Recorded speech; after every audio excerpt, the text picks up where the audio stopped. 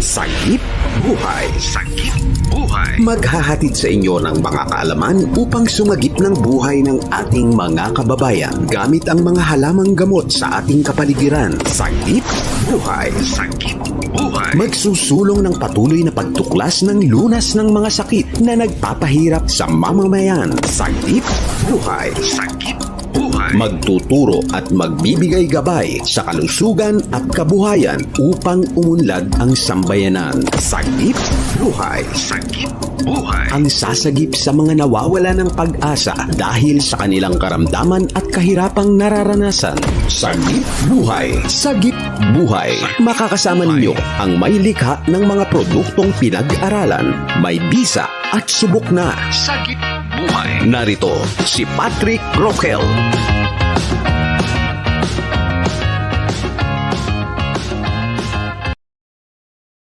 Alam nyo ba, ang chlorophyll ay nagbibigay ng lunti o green sa mga dahon na kinakain natin? Kaya dulot nito ay kalusugan sa ating lahat. Sa tamang proseso, gamit ang tamang temperatura sa pagtutuyo ng mga dahon ay makukuha ang chlorophyll.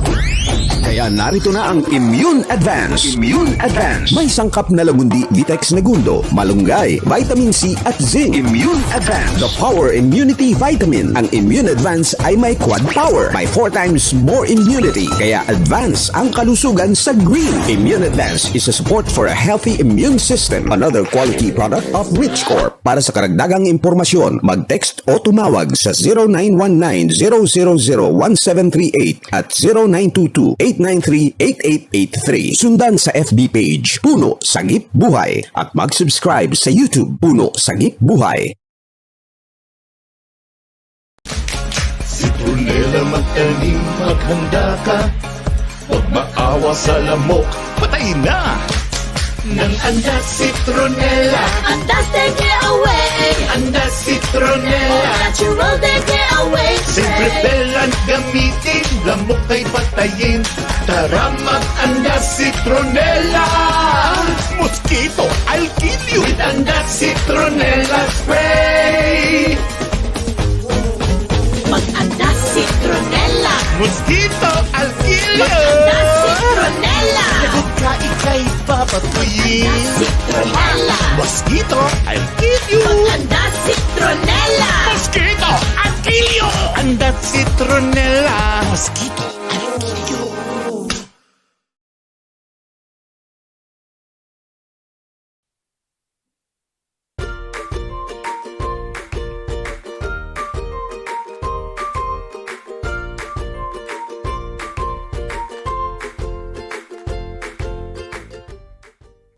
Magandang araw Pilipinas, magandang araw Luzon, Visayas at Mindanao, gayon din sa lahat ng ating mga kababayan sa iba't ibang panig ng mundo. Welcome po sa ating palatuntunang Sagip Buhay. At syempre, ang palatuntunan pong ito ay inyong napapanood sa ating Katipunan channel at sa ating Puno Sagip Buhay. Bisitahin niyo po yan at pwede rin po kayong mag-comment yan at syempre bisitahin niyo rin ang YouTube account ng Puno Sagip Buhay. Magandang umaga Sir Patrick, ang tunay na bida ng palatuntunan ito. Ay, gandang buhay sa ating mga kaibigan na nakikinig right now. Sumali sa ating sa guest natin, no? Dito sa ating Sagip Buhay. Dalay kalusugan at kabuhayan. Sa iyo, Ma'am CATHY, good morning. Sa mga nakikinig sa ating mga kababayan na NCR, Luzon, Visayas, Mindanao. Maging sa ibang bansa, may mga nakikinig sa atin, Ma'am CATHY. Magandang buhay po sa inyong lahat. Yes. Oo. Nako, ay itong mga panahon na ito talagang hindi pa rin nawawala yung ika nga natin problema sa COVID at problema sa diabetes, 'di ba? At tama-tama yung ating pag-uusapan ngayon ay tungkol diyan. So curious lang ako, Sir Patrick, meron bang contribution ang pagiging diabetic kaya ka nakakakuha ng sakit ng COVID-19 o kumbaga parang dahil meron kang diabetic, ito bang kumbaga mas malamang ba na lalala yung pagkahawa mo sa COVID-19? Medyo may echo lang, paki-mute lang po yung Medyo may echo lang, paki-mute lang. Unmute natin, no? Dapat may nag-unmute. Yan, wala. Okay. Good. Yes. O yan ma'am, ang ating actually topic, no? Naganda natin itong COVID-19 and diabetes. Di ba? So, importante dahil marami sa atin ang diabetiko. Ako, isa na doon. Pero paano natin maniligtasan itong sinasabi nga nating pandemya na meron tayo right now. So, yan yung ating presentation, no, for today. At kung sakali naman na-miss nila yung ating mga ibang episode, no?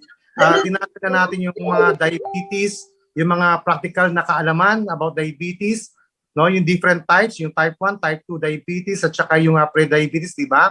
At saka yung nagkaroon tayo ng mga complications, and especially yung eye problem. Now, ano ang magagawa natin, no? Lalo na may mga kamag-anak tayong diabetiko or mga may kilala tayong diabetic lalo sa panahon ng pandemya. So everyone needs to be careful, no, to avoid the coronavirus that causes COVID-19. Okay? If you have type 1 or type 2 diabetes, you should be even more cautious. Okay? Your risk of catching the virus isn't higher than anyone else. Okay? But you could have worse complications if you do get sick. That's especially true if your diabetes isn't well controlled or managed, no? And you should consider getting vaccinated or reduce your chances of getting the virus. Kaya yun yung ating nakita sa ating mga slides. So pakita natin na Ma'am Roxanne yung ating slide, no? So we can start with our presentation. So in addition to reduce your chance of getting infected, no? Ito yung mga dapat natin ginagawa. So overall, no? One, keep your distance from other people. So next slide tayo. Use good hygiene. So karaniwang sinasabi yan, di ba, na narinig natin sa ating different media. Okay, so different slide tayo ngayon, Roxanne. And then, keep your blood sugar under control. Mamaya, i-discuss ko sa inyo, ano ba itong normal blood sugar, no, na kailangan nating i-maintain. And have a plan in place, no, in case you get sick. Kagaya ko po, nung time na nagkaroon ako ng COVID, no, last May. So I am a diabetic person. I'm maintaining medicine and then anti-rejection drug because of my post-kidney, no. Because I am a post-kidney transplant, no. So nung time na nagkakaroon ako ng na-infect na kami because my wife ang naunang na-infect, no, during the time no talagang kasagsagan ng COVID that time. Wala pa kaming vaccine that time, no? At nag-aantay pa rin kami ng tawag from our government. And true enough, nauna siyang nagkaroon ng nahawa niya ako, but because talagang I keep myself na talagang well-maintain yung aking blood sugar at saka yung mga different thing na ininom ko. So nagkaroon ako ng plano. Ang sabi ko nga sa sarili ko, unti-unti ko nararamdaman, but meron ako panlasa, may pangamoy pa ako, and dumating yung point na nawawalan ako ng ganang kumain. So, ang naging plano ko is really going to the hospital kasi doon may pagkain at maalagaan yung aking bagong kidney. So, yun talaga ako nagkaroon ng plano. Okay? So ano ba yung blood sugar na sinasabi natin? Na kailangan maging control ang ating blood sugar. Next slide. So, itong blood sugar natin, actually, as a normal level, which is normal range na meron right now, no, as given and recommended, usually nasa mga 70 to 105 milligram per deciliter. Okay? Yan ang dapat na mini-maintain ng normal person, no? But of course, pagka yung sugar level ng diabetiko, it should be at least less than 100 milligram per deciliter after not eating or having fasting for at least 8 hours. So yan dapat. And this sugar level should be less than 140 milligram per deciliter 2 hours after eating. Kaya usually, pagka nag-test tayo ng blood sugar natin using the glucometer, di ba? It will be after we wake up or after 2 hours after meal or before meal. Before meal and after meal. So doon tayo kumukuha ng ating blood sugar. And during the day, levels tend to be at their lowest just before meals, okay? For most people without diabetes, blood sugar levels before meals hover around 70 to 80 milligram per deciliter. For some people, 60 is normal, to others, 90 milligram per deciliter. Okay? What is this low sugar level? It varies widely too, no? Many people, people's glucose actually won't ever fall below 60. Okay? Why? Even with prolonged fasting. Okay? Because when you diet or fast, the liver keeps your levels normal by turning fat and muscle into sugar. Okay? And a few people's levels may fall somewhat lower. So yun. Kaya nagtatrabaho pa rin yung fats natin, no? And muscle natin to bring yung ating blood sugar into normal level. Okay? So, ano na yung mga complications ng coronavirus na nagbibigay sa atin ng mga sinasabi nating mga complications nito. Next slide. Okay?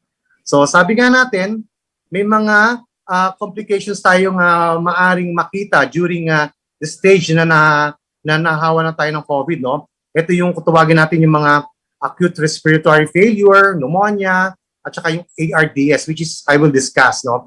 If you have COVID-19, the illness that comes from infection with the recently discovered coronavirus, your symptoms may be relatively mild and manageable at home. That's true for most people, no? But if you are older or have another illness, such as diabetes or heart disease, you're most or more at least for the serious form of COVID-19. Okay? Some people, usually about in 1 in 6 people, will have complications, including some that are life-threatening. Okay? Many of these complications may be caused by a condition known as cytokine release syndrome. So maririnig natin yan, no, sa mga doctors at saka yung mga napag-uusapan right now, no, with regards to this cytokine storm, no.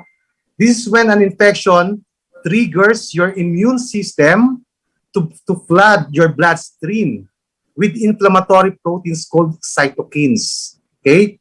And they can kill tissues and damage your organs, including your lungs, heart, and kidneys. So yan ang talagang pinag-iingatan, no, na magkaroon tayo or lumala yung ating infection, na magkaroon tayo ng cytokine storm. At yan ang binabantayan, especially sa hospital. Okay? So ano yung mga COVID-19 complications, no, na sinasabi natin kanina? Number 1 is yung acute respiratory failure. Okay? So when you have acute respiratory failure, your lungs might not pump enough oxygen into your blood. Okay? Or might not take enough carbon dioxide out of your body. No? Both of these problems can happen at the same time. Okay? So yan. In several studies of those who have died of COVID-19, acute respiratory failure was the leading cause of death. Okay? So, nando tayo sa respiratory. The second complication is what we call pneumonia. No? Some who catch the new coronavirus get severe pneumonia in both lungs. COVID-19 pneumonia is a serious illness that can be deadly. When you have pneumonia, the air sacs in your lungs become inflamed, making it harder to breathe. Yung naramdaman ko last time nasa hospital ako, parang makatig yung aking chest. And every time I talk, no, parang talagang kinakamot yung aking yung kate. Yun ang nararamdaman natin. And true enough, I have moderate pneumonia yung time na yon. But kung pumasok ko sa hospital, asymptomatic po ako. Okay? Scientists who have studied images of very ill COVID-19 patients' lungs found them filled with the fluid, pus, and cell debris. No? And in those cases, patients' bodies weren't able to transfer oxygen to the blood to keep their systems working properly. So yan yung nangyari pagka meron tayong pneumonia during the COVID-19.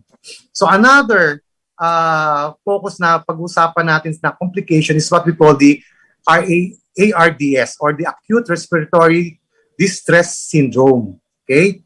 So this Acute Respiratory Distress Syndrome was one of the most common complications of COVID-19. With ARDS, the lungs are so severely damaged that fluid begins to leak into them. Okay? So, lumalampas na yung mga fluids inside our lungs. No?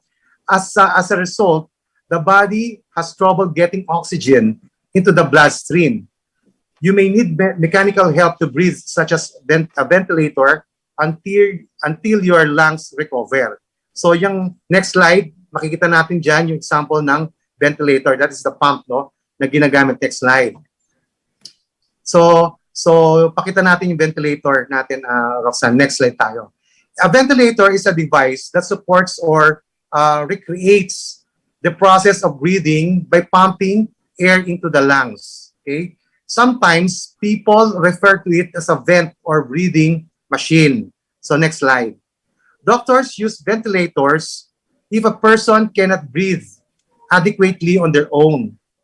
This may be because they are undergoing general anesthesia or have an illness that affects their breathing. Okay? So there are different types of ventilator, no? And each provides varying levels of support. And the type of a doctor uses will depend on the person's condition. Okay? Ventilators play an important role in saving lives. In both hospitals and ambulances, people who require long-term ventilation can also use them at home. Okay? So, yan po. And then, ano ba yung mga other complications? So, diniscuss natin yung about acute respiratory failure. We have discussed the pneumonia at saka yung ARDS na talagang karaniwan nakikita natin yan, no, sa mga pasyente na talagang even at home and even in hospital. Okay? Kasi yung iba talagang nasa bahay pa lang hindi na sila nakakahinga at pagdala ng ambulances, dun mismo nagkakaroon na siya ng cardiac arrest, no? So marami tayong narinig na ganyan. Another complication is what we call yung acute liver injury. And usually, research shows that the most seriously ill patients run the greatest risk of liver damage. Scientists aren't sure yet whether the virus harms the liver or if it happens for another reason. Okay? Acute liver injury and liver failure are life-threatening complications, no? And acute means happens suddenly, biglaan, kaya acute, no? So aside from the acute liver injuries, what we call the acute cardiac injury. The studies of many hospitalized patients with COVID-19 found that some develop heart problems, including arrhythmias and other cardiac ailments. No? But it's not clear whether the virus itself affected patients' hearts or if the damage happens simply because the illness caused such stress on their bodies overall. No? Okay. So COVID-19 also could cause cardiac problems that last long after people have recovered from the coronavirus infection. Watch out, no? Kasi marami pong nagka-COVID na talagang until now, pag nagpa 2D echo sila or having this other laboratory test, no? Nakakitaan ng myocarditis, no? But since the illness is so new, that is not clear yet, no? Until talagang nakitaan from different equipments na ginagamit or recommendation ng ating doctor. May mga complications, what we call secondary infection, no? And a secondary infection means that you get an infection unrelated to the first problem you had. In this case of COVID, no, it means someone with COVID-19 gets infected with something else. Okay, so a review of several studies done so far on hospitalized COVID-19 patients found that several infections is possible, but not common. Okay, and but not common complication. Sometimes a person fighting off or recovering from a virus gets infected by bacteria. Strep and Staphylococcus are common culprits, no? And this can be serious enough to raise the risk of death. Okay, so yan yung another complication, which is secondary infection. Meron ding mga nare-report about acute kidney injury. Okay, but sometimes the damage doesn't heal and people get chronic kidney disease, which would need to be managed long term. So yan yung may mga nabubuhay naman tayong mga pasyente na nagkakaroon nga ng acute kidney injury, but later on nagiging chronic kidney disease na yan. Okay? So, meron ding disseminated intravascular coagulation na marinig tayo, no? When you have this disseminated intravascular coagulation or DIC, the body's blood clotting response doesn't work right, no? Abnormal clots form, which can lead to internal bleeding or organ failure. So DIC is not uncommon among those who have died or who have died of COVID or with COVID, no? And there are also blood clots, no? It's a condition called DIC nga kanina, causes your body's blood clotting response to work differently than it should, no? Unusual clots form, which can lead to internal bleeding or organ failure and death. And because of that, kaninang nakikita nating mga cytokine storm, no? Even for children, there's what we call the multisystem inflammatory syndrome, no? Especially in children, no? Some children and teens have been hospitalized with a condition called multisystem inflammatory syndrome in children, no? Or pediatric multisystem inflammatory. Okay, doctors are still learning about it, but they think it's linked to the new coronavirus. Symptoms include fever, belly pain, vomiting, diarrhea, rash, headache, and confusion. They're similar to those of toxic shock syndrome or Kawasaki disease, which causes inflamed blood vessels in children. Okay? And of course, nakikita natin yung chronic fatigue for the COVID patients, because some people who have had COVID-19 develop a condition similar to chronic fatigue syndrome. And they have a high brain fog, severe fatigue, pain, trouble thinking, or even dizziness. So yan. So yan mga other complications natin. And most important na nakita rin natin is the septic shock. Okay? As reported, no? Sepsis happens when your body's reaction to an infection misfires. Okay? So the chemicals released into your bloodstream to battle the illness don't trigger the right response. And instead, your organs are damaged. If the process isn't stopped, you can go into what's called septic shock. Okay? If your blood pressure drops too much, septic shock can be fatal. Kaya yan yung mga common complications na mga nakitaan na hospital patients with COVID-19. So ano ngayon now yung mga coronavirus and diabetes na we would like to focus here, no? So next slide tayo.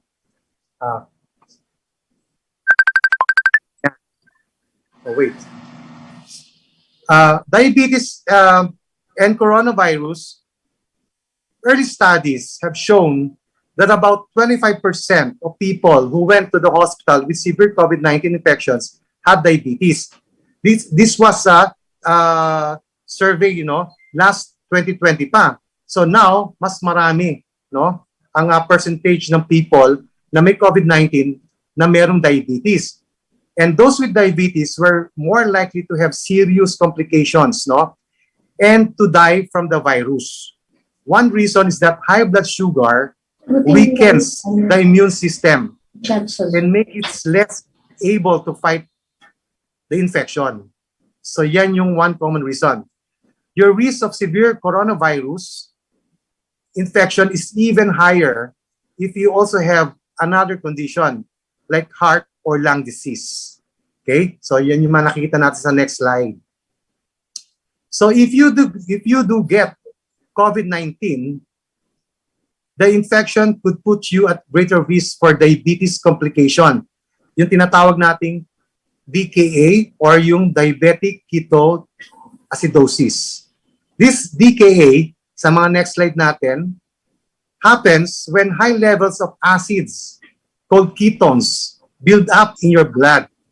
It can be very serious. So yan yung i-explain ko ngayon, ano ba tong ketones nito at paano ito nakikita at paano ito malalaman natin kung are we in the normal stage of this ketone, no? At yung nagkakaroon na ba tayo ng ketoacidosis, no? Or DKA. So, what are ketones and their test? Next slide tayo. Yan, okay? So, usually, a ketone test can warn you of a serious diabetes complication called diabetic ketoacidosis or DKA nga, no? And an elevated level of this substance in your blood can mean you have a very high blood sugar. Okay? So, too many ketones can trigger DKA or diabetic ketoacidosis, which is a medical emergency. Okay? Regular tests you take at home can spot when your ketone levels run too high.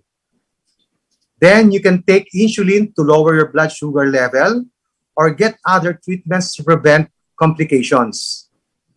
So ano ba tong ketones exactly, no? Ang meaning niya, okay? Everyone has these ketones. Everyone. Whether you have diabetes or not, oh, okay? Ketones are chemicals made in your liver. You produce them when you don't have enough of the hormone insulin in your body to turn sugar or glucose into energy. Okay? You need another source, so your body uses that instead, no? Fat instead. Okay? So your liver turns this fat into ketones, a type of acid, and sends them into your bloodstream. Your muscles and other tissues can then use them for fuel. So yan yung, kumbaga, another way, kumbaga kahit na konti yung secretion ng pancreas mo ng insulin, still, nagpa-process pa rin yung ating body system, okay? To normalize our sugar or regulate our blood sugar in the body. For a person without diabetes, this process doesn't become an issue.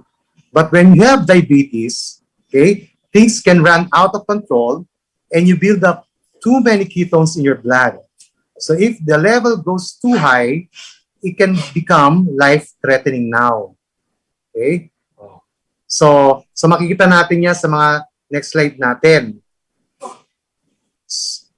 Yan. Okay? So some people, lalo na yung susunod natin, no? Ito yung, ayan. Okay? Some people who catch the coronavirus have a dangerous body-wide response to it called sepsis. Okay?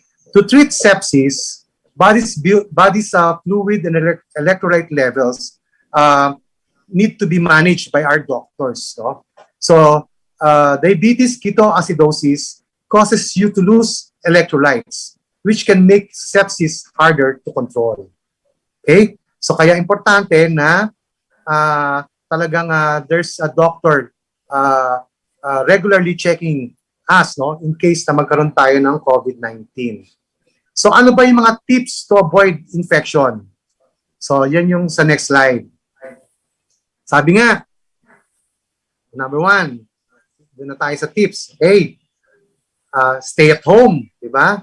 So, the best way to avoid getting sick, of course, is to get vaccinated or stay at home, no? Stay home as much as you can.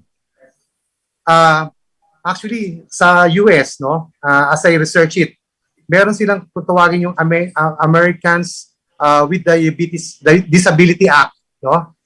Wherein people with diabetes have the right to reasonable accommodations, no, at work. That includes right to work from home or take sick leave when you need it. Sana meron din tayo sa Pilipinas, di ba? So if you have to go out, keep at least 6 feet away from other people and wear a face mask if you were unvaccinated. Wash your hands or use hand sanitizer often while you're out and when you get home. Okay? So next slide. Sabi nga, stay physically fit, exercise regularly, eat a nutritious diet, and don't smoke. Yan according to our WHO. Diba? So another slide. Sabi, follow the golden rule. Wash your hands frequently with soap and water or use alcohol-based hand sanitizer or hand rub. Okay? So, stay positive according to WHO. And yan din ang nakikita natin, no? The time na naka-quarantine tayo, yung sa ating next slide. Avoid the alarmist news, yung lalo na mga fake news. be connected to friends and family, and have a hobby, no? During this time of quarantine. Pero at least bumababa na yung COVID natin, COVID cases natin, no? Kaya I think nag-announce na pwede nang marami nang pwedeng lumabas, no? This week. So important is also your ating physical distancing, no? And sa mga next slide natin yan. If any member of the household shows symptoms of COVID-19, seek medical advice and follow your local health authorities guidance. Okay? In case na dahil nga meron tayong diabetes, no? Also wash your hands before you give yourself a finger stick or insulin shot. So sa mga next slide natin, this next pa. So to protect you, everyone in your house should wash their hands often, especially before they cook for the family. Okay? So next slide yon. And, of course, sa next slide, get isolated. So yan yung paggagawa ng insulin, pag-take ng insulin shot. Okay? So, ano naman yung ating dapat na gawin, no? As a diabetic people, no? Ano yung mga dapat planuhin natin? Magkaroon dapat tayo ng plano in case, no? In case na magkaroon na tayo ng infection or meron na tayong exposure sa COVID-19. So what are these COVID-19 diabetes plans? Okay? So your COVID-19 diabetes plans, number one, of course, importante pa rin yung social distancing, and shelter-in-place rules may make it harder to get the supplies you need. Stock up on enough goods to last you for a couple of weeks in case you get quarantined. Okay? So dapat nasa tabi mo na yung mga goods na yan at saka yung mga kailangan mo, no? As a diabetic person. Make sure you have enough food, especially healthy carbs like whole wheat, crackers, vegetable or noodle soup, and unsweetened applesauce. Kung ano man yung mga unsweetened na available, no? Na commercially available, no? Simple carbs like honey, sugar, sweetened soda, yung mga soft drinks, pwede pa rin. Basta nakikita na bumababa yung nagkakaroon ka ng dizziness na, di ba? Kasi alam mo na medyo bumababa na yung blood sugar mo. Okay? Kaya kailangan pa rin natin yan.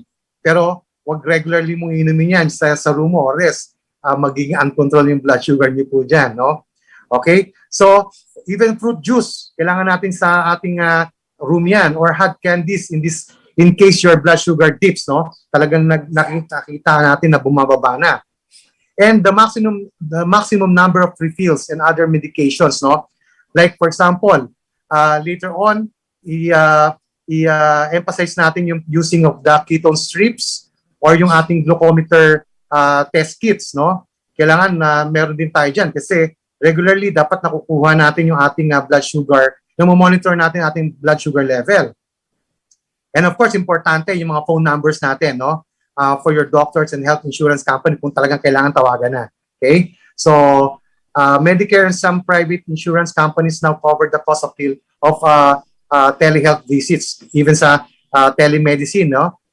Even a PhilHealth right now ay kino-cover na po yung ating binabayaran sa pagkakaroon ng mga teleconsult, no? Especially when you reported that you have a COVID-19 infection. Okay? So if you have questions for your doctor, you can ask by video, chat, or phone instead of going into the office. Okay? So when you talk to your doctor, ask how often to check your blood sugar and ketones, no? And how to adjust your diabetes medicine if you're sick, no? And what cold and flu remedies, no, are safe for you to take. So yan.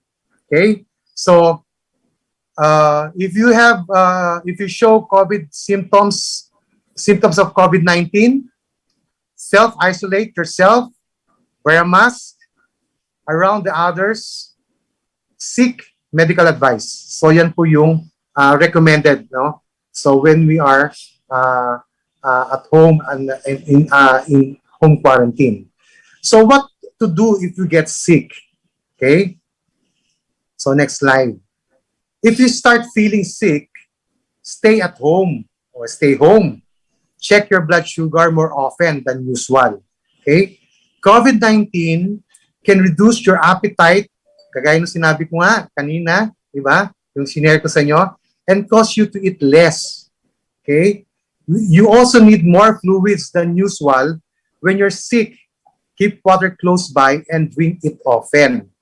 Yung nangyari po sa akin nung time na talagang hindi asymptomatic ang feeling ko noon, but COVID infected na ako. Napansin ko, dahil lagi akong natutuog, dahil sa takot ko nga na mag-pursue yung mag-multiply, masyado yung COVID, coronavirus sa katawan ko. So, panay ang aking pagtutuog. Hindi ko na malayan dahil twice or 3 times a day ang aking pagtutuog noon. Bumaba na pala yung aking sodium. That's why nawalan ako ng ganang kumain. Or unti-unti ko na nakikita na nare-refuse ko yung food. So, ang sabi ko nga, ang plan ko is really, once na nakaramdam ako ng symptoms, I will go straight to the hospital. Mabuti na lang kaibigan namin yung mga doctors namin doon, kaya madali kaming nabigyan ng admission. Okay? So, yan yung importante sa pagpaplano, no? During the time na meron kayong diabetes at during this pandemia ng COVID. No?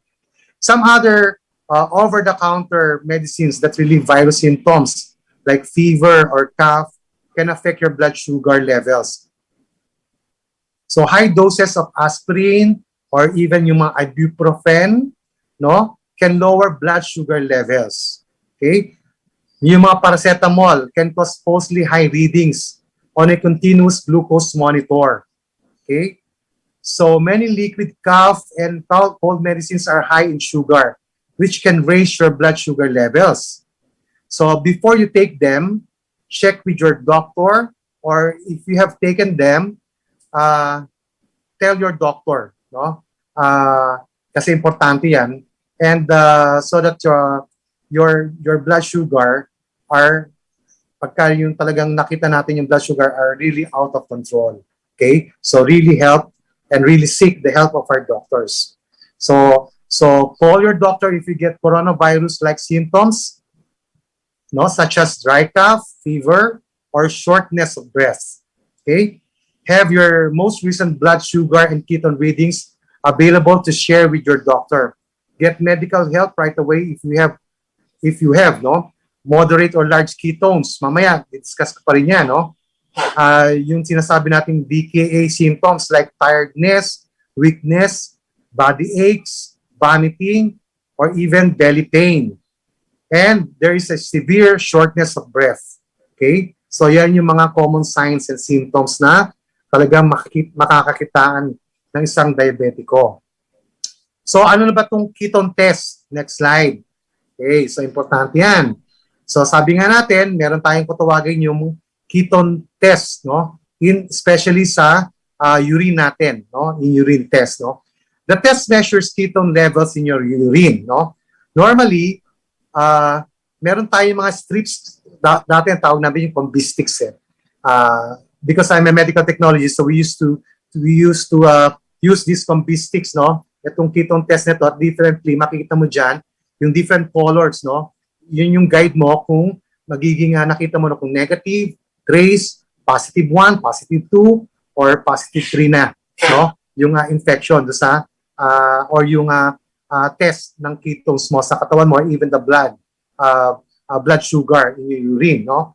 So normally your body burns glucose or sugar for energy, no? If your cells don't get enough glucose, your body burns fat or for energy instead, kagaya ng sinabi nga natin through the liver. So this produces a substance called ketones, okay, which can show up in your blood and urine. High ketone levels in urine may indicate diabetic ketoacidosis. Yan na po yun. Kasi nag-spill na sa urine mo itong ketones neto. Okay? And a complication of diabetes that can lead to a coma or even death. See?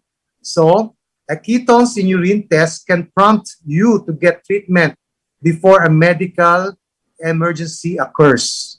Kaya importante po to sa ating diabetiko, di ba, na regularly nakikita natin, na nababasa natin even the ketones in our blood and in our urine. Kasi sabi nga natin, pagkakaroon ka ng diabetic ketoacidosis, one, pagka uncontrolled ang blood sugar mo at masyado ng mataas. Okay? At nagkakaroon ka na ng spill sa urine mo, that's why nakikitaan mo na yung sugar level sa yung urine, even these ketones. Okay? So yan, importante po yan. So, another names ng ating ketone test is yung ketones urine test. Maghahanap tayo ng combistics na yan, no? Na kung saan available po yung reading ng ketones, no? Sa mga, actually sa mga chain drugstores, meron na yung mga yan eh. Even sa mga laboratories, you can buy one bottle of these strips, no? So another is ketone test, no? Another name, no? Or urine ketones or ketones bodies.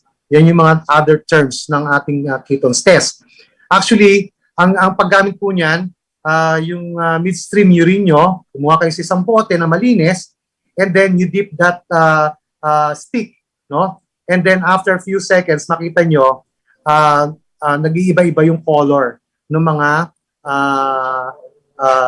nag-iiba-iba kayong yung color based dun sa values na nandun po sa bote.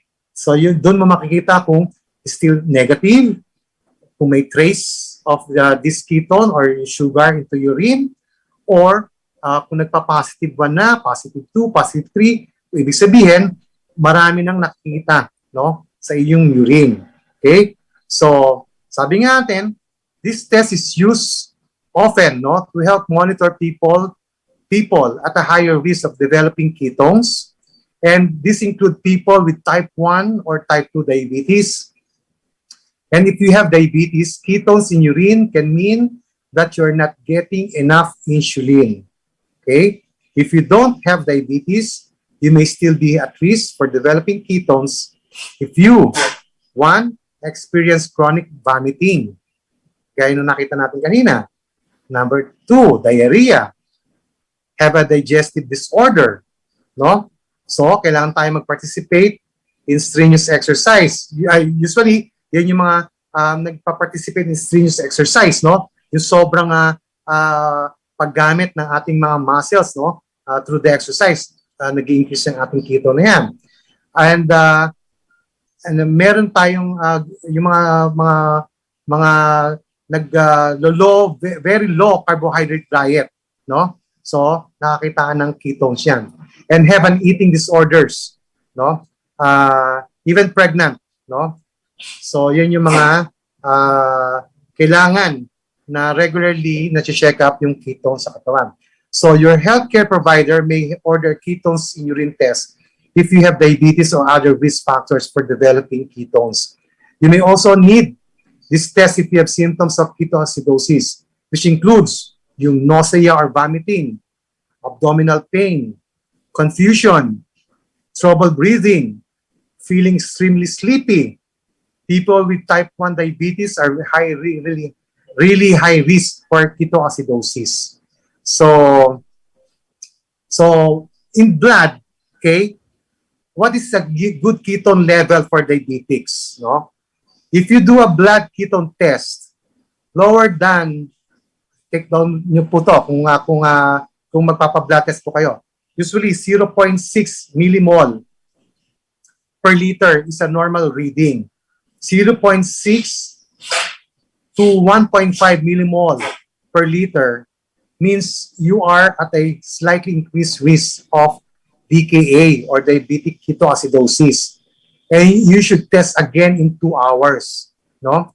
1.6 to 2.9 millimoles per liter means you are really at increased risk of DKA and should contact your diabetes team or your GP or your doctors nga as soon as possible. So yan po yung dapat nating salang-alang during the time na may pandemya na, di ba? At diabetic pa tayo. so that hindi tayo mauwi sa mga sinabi nating mga complication. Diba? Importante po yung ating topic. Tama po ba? So, dapat like, mag-share, at mag-subscribe na kayo sa amin. Sa ating Sagip Buhay, sa ating Puno Sagip Buhay YouTube channel and Facebook page natin.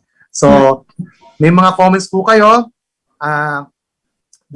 Beside ko po yung aking may esposa na magaling na doktor. Because I'm a medical technologist, ito pong mga sinasabi po natin is research material na validated po ng ating mga doctors din, no? Especially in US. Kasi talagang nakita naman natin na even US, right now, marami pa rin infected ng COVID-19. And really, mas mataas ang risk and increase sa diabetic people, no? Sa United States. Kaya doon po tayo kumukuha ng mga research material na binabahagi po natin sa ating Sagip Buhay, Kalusugan at Kabuhayan channel. Sa Katipunan channel. So, Ma'am Cathy, how are you? Nako, ang dami kong natutunan, Sir Pat. Grabe. Kasi, alam mo, sa totoo lang, siguro sa bilang ng tao na may diabetic, parang may halos lahat, sa population, talagang problema etong diabetes na to. At makita mo, medyo nakakatakot siya. At kinakailangan talaga yung mga diabetic people, medyo konting disiplina na talaga sa pagkain, pati yung monitoring talaga, medyo mas kinakailangan nilang bantayan para kumbaga ma-extend naman yung buhay nila kasi biruin mo, nakita natin kung paanong yung diabetes, ang laki pala rin ng contribution kung bakit lumalala itong COVID-19. So, pagka nahawa ka na, bukod dun sa may mga sintomas, katulad kanina, may mga sintomas kang yung shortness of breath din, which is pwedeng, kumbaga, ang COVID-19, ganun din yung di ba? So, kinakailangan talaga pag-iingat, at talagang kinakailangan magbantay, yung binabanggit mo kanina na dapat nagbabantay ng glucose, nag-glucose test sa bahay. Tapos nakakatulong din naman yung pag-inom ng mainit na tubig, diba? Yung maligamgam na tubig, and of course yung ating happy cha natin, nakakatulong yan, lalo na yung ating 1 Immune Advance. I understand, Sir Pat, nakakatulong din sa bloodstream natin, lalo na yung malunggay. No? Tama ba ako, Sir Pat? Yes. Kaya ginawa nga natin itong 1 Immune Advance. Anyway, siningit mo, ma'am. Actually, kaya nga ang sangkap ng 1 Immune Advance is lagundi, moringa, vitamins, and zinc. It really helps boost your immune system, no? Support for a healthy immune system. At yan ang in-approve ng FDA, no? At talagang natuwa naman ako doon sa... Actually po, itong month neto, November, is a Diabetes Awareness Month. Okay? So talagang kailangan natin ng puspusan ng pagbabahagi ng mga diabetes information topics, no? Kasi alam naman natin na papasok na ang December, kainan na naman, di ba? So medyo pag nawalan tayo ng control, ito na, maraming na hospital during diabetes. Kaya really, during this season of festivity, no? Kahit na COVID, kahit na pandemya pa tayo right now. Kaya importante talaga na regularly nabibigyan natin sila ng information about diabetes topic, no? Oo.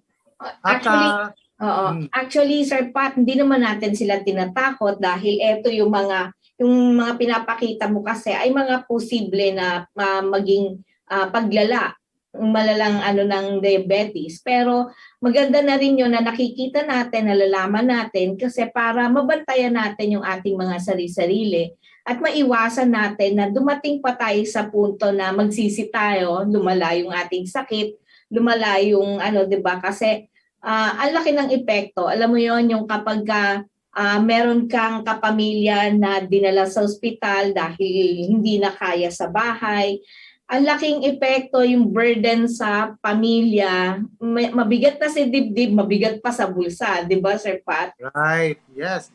At saka alam mo, yung mga binahagi natin dito are really true complications nakita, no, during the hospitalization ng mga pasyente. Especially yung mga talagang hindi naka-recover, yung mga namatay, no? Mabuti na lang, sabi ko nga ngayon, nakakapagsalita ako at dumaan din ako sa COVID infection na meron akong mga na immunocompromised person ako, no? So kaya talagang importante na ibahagi natin.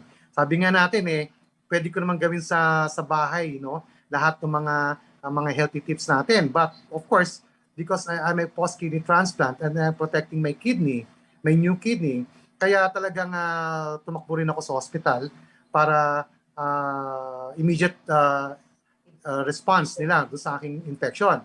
But of course, sabi nga natin, pwede talagang gawin ito as home quarantine, especially kung naagapan natin yung infection. Diba? At meron tayong tamang kaalaman at importante, meron tayong plano. Correct. Diba? In case na hindi pa talaga natatapos ng pandemya natin. Okay? So, importante po yan. Kaya, I hope na nakatulong tayo sa ating mga ibinigay na information. Yeah. And of course, gusto ko lang din na Sir Pat na ang ating mga kasama sa ating Zoom ay i-acknowledge natin dahil baka may mga katanungan po kayo kay Sir Patrick. Bukas po ang ating ang ating pong linya para po sa inyong mga katanungan. Baka meron po kayong nais na i-komento rin. Nasa inyo po. Si Dr. Ellie nakita ko rin. Thank you, Ma'am Chona, sa guesting mo. Si CP Pasay City Host, Joseph Uiching. Salamat po. Hello po, thank you. Si Ma'am Evie Catalan. Si Ma'am Banji ba to? Si Ma'am Joyce Wello, how are you sa Pasig Bayanihan Lions Club? Si Ma'am Lizette Piñon sa Marikina Lions Club. Si Ma'am Nancy Remonde. Si PDG Ro Santillana. Hi Ma'am Ro, thank you sa comment mo. Si Ma'am Rose Peña, ang secretary sa Makati Golden Lions Club. Okay? Even our Rich Corp team nandito po. Nandito rin ang ating SMNI DZYT Tugegaraw. Si Ma'am Sophia Bato. How are you? Si Ma'am Susan Bustamante. Maraming salamat po sa inyong attendance, sa inyong guest ating talakayan for this episode. I also want to acknowledge. Actually, may ilang katanungan, but of course, I want to acknowledge yung mga ginagawa po activities ng Lions Club, mga relief operations, mga tulong po na pinaparating ninyo. Nakikita ko po kasi hindi lang through Facebook, but I also have a lot of friends from the Lions Group, from the Lions Club. Iba-ibang chapter kayo, pero natutuwa po ako na despite pandemic, talagang nandyan po kayo to support our Filipino countrymen na talagang nangangailangan po ng tulong. At nagpapasalamat ako personally dahil hindi po kayo nagsasawa na tumulong sa ating mga kababayan sa kahit na anong panahon po. Thank you so much, Lions Club. Yeah, laging handa natin sa we serve. Diba? Oo, pero kasi walang tao dito sa baba. So may mga katanungan ba tayo? Komento, Ma'am Cathy?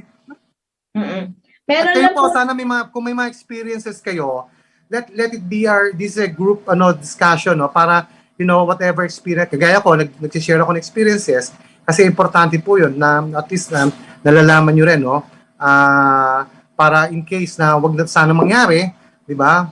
Meron tayong mga plans to do. Meron lang din pong mensahe dito. Thank you, Sir Patrick. Hearing you informative talk about diabetes. It's knowledgeable. Dapat ingat talaga. Lalo na sa mga aged individuals, yung mga senior citizens natin ng mga kababayan. Yan. Yes. Oo. At sana raw po ay magkaroon din po ng pagpapaliwanag uli about 1 year in advance. Ano po ang nagagawa nito sa ating katawan? Kasi po, hindi po niya natapos na simulan yung dating napanood niya. Ayan. Siguro nakinig to sa radyo, sa television, Sir Pat. Nako, thank you. Actually, itong 1 year in advance natin, okay, ginawa po natin to kasi alam naman natin yung Lagundi, nakapasa na, sa clinical trial, no, as a treatment for mild COVID infection. Okay? 'Di ba? Ibinibigay yan even now sa kasama na ng PhilHealth tsaka sa mga doctors natin. According to Dr. Cecil Maramba Lazarte na gumawa po ng clinical trial. At nakitaan doon, 600 milligram yung ginamit nila or at 1.2 grams. No? But of course, yung nag-proceed po yung clinical trial, 600 milligram na ang ginamit doon sa clinical trial phase 2. Wherein, in 7 to 8 days, gumaling po nakarecover yung pasyente na nag-enroll doon sa clinical trial.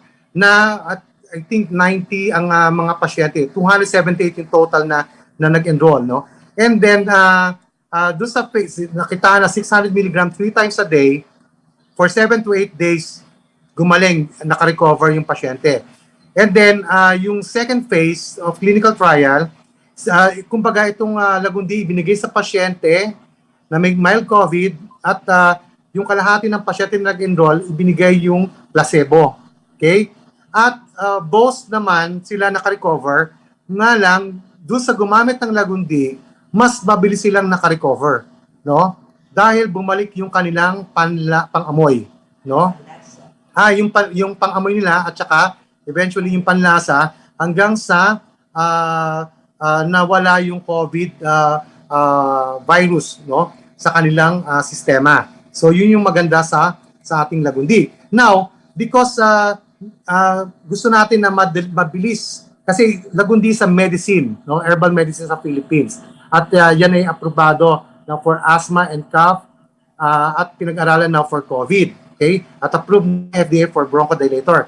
Para mapabilis natin yung approval ng FDA, so ginawa naming supplement yung Lagundi, wherein 200 mg ang kinuha ko dun sa dosaging namin, no, na, yung formulation. And then nilagyan natin ng 200 mg na malunggay kasi nakitaan nga namin nung time na nagre-review tayo na marami palang nawawala ng ganong kumain, loose yung kanilang immune system, di ba? Mahina yung katawan at kaya nagkakaroon ng other infections.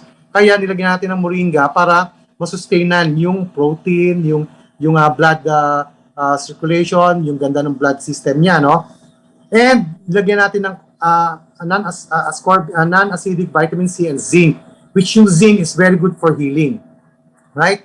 Now, with this as a supplement, kung wala ka namang infection, 2 or 3 cups a day is very good para, maging safe yung at protected yung katawan mo.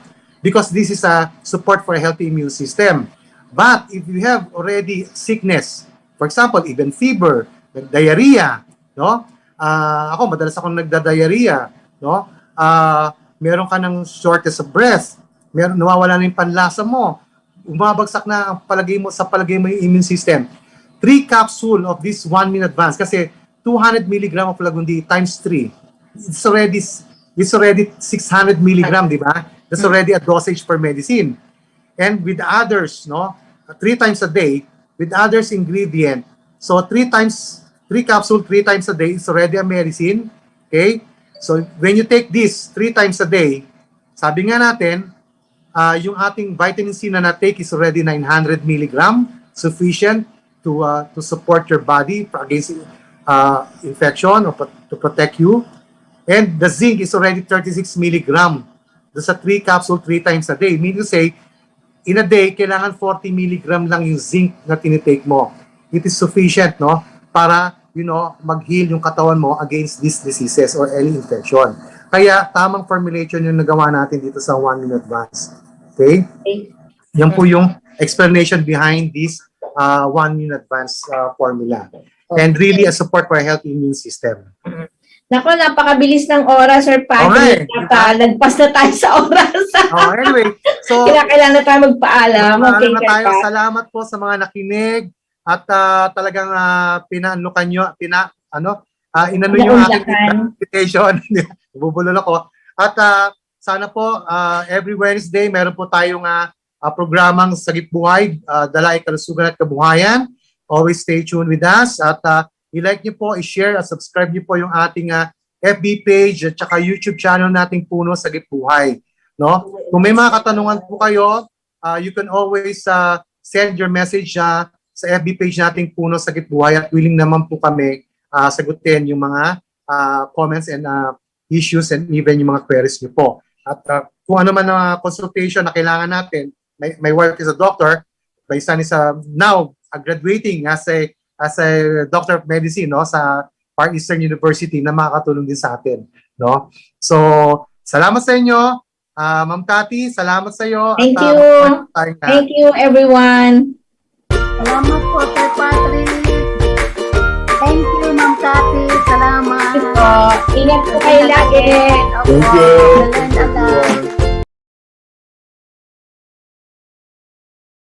May ubo, may plema, hirap sa paghinga, makating lalamunan, matamlay, at may nararamdamang sakit sa katawan.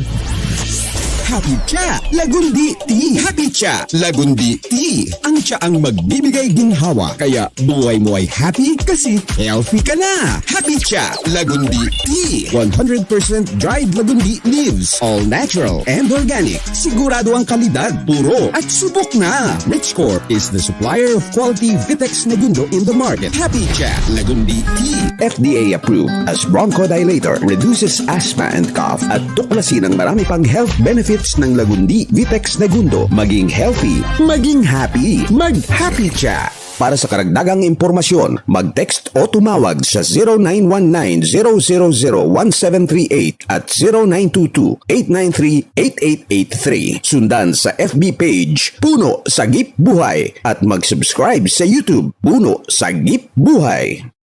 Citronella Andas. Ang kauna-unahan at natatanging all-natural derma antibody spray na magbibigay proteksyon laban sa virus, bacteria, fungi at insekto. Citronella Andas all-natural derma antibody spray. Panlaban sa pandemya at nakamamatay na mikrobyo. Nagtataglay ng pure citronella grass oil at water extract o hydrosol dahil distillation ang paggawa nito. Citronella Andas all-natural derma antibody spray. 100% oil and water from green leaves of citronella, all natural ingredients. Ang inyong pangkontra at depensa sa laganap at kinatatakutang mga sakit. Citronella Andas all natural derma antibody spray. Protektado ka na. Detoxifier pa. Tanggal mga skin antigens. Panayad sa skin o kutis mo. Non-oily at hindi nakaka-dry. Citronella Andas all natural derma antibody spray. A quality product of Rich Corp. Enriches lives. Rich Corp. #Healthy Nation Philippines. Para sa karagdagang impormasyon, mag-text o tumawag sa 0919-000-1738 at 0922-893-8883. Sundan sa FB page Puno Sagip Buhay at mag-subscribe sa YouTube Puno Sagip Buhay. Inyong napakinggan si Patrick ROQUEL sa kanyang palatuntunang Sagip Buhay. Ang gabay ninyo sa kalusugan at kabuhayan. Sagip Buhay. Hanggang sa muling pagtatanghal.